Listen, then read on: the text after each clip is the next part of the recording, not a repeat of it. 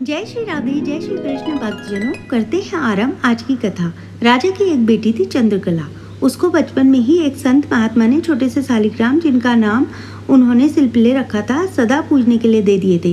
सिलपिल्ले की भक्त राजकन्या को विषय सुखों से पूर्ण वैराग्य हो गया था। उसका विवाह बचपन में ही तय हो गया था।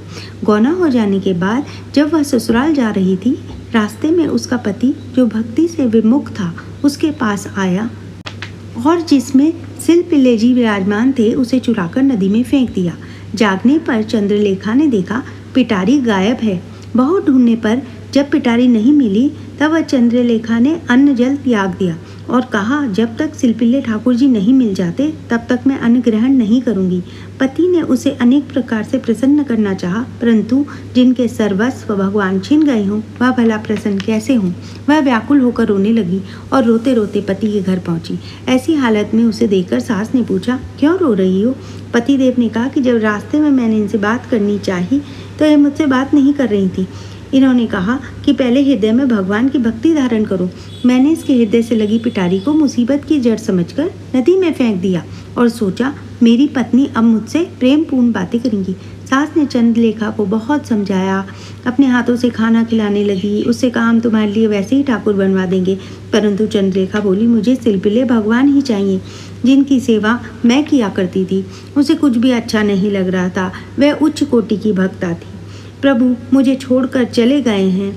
सच्चे भक्त की यही पहचान होती है। वह बार बार यही कह रही थी, प्रभु मुझे छोड़कर चले गए हैं। इसमें मेरी ही कुछ भूल हुई होगी।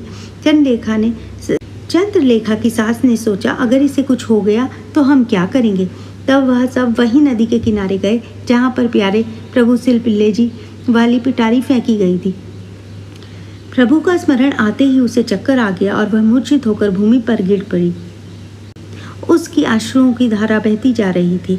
वह अत्यंत दुखी होकर अपने प्राण प्यारे सिलपिल्ले भगवान को पुकारने लगी। भगवान श्याम सुंदर तो भक्तों के वश में रहते हैं।